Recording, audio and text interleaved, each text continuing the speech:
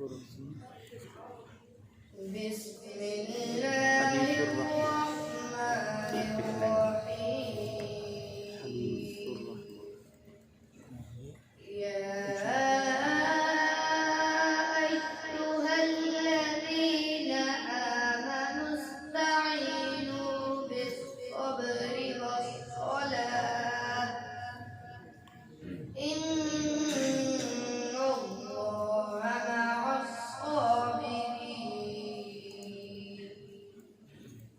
ولا تقولوا لمن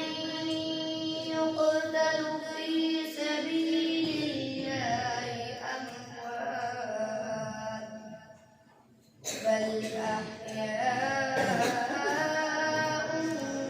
ولكن لا تشعرون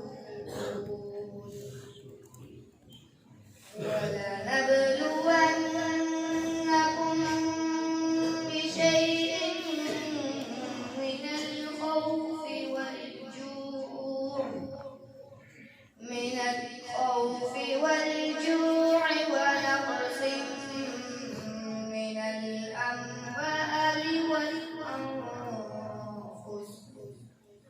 ونقص من الأموال والأنفس والثمرات وبشر الصابرين الذين إذا أصابتهم مصيبة قالوا إنا لله وإنا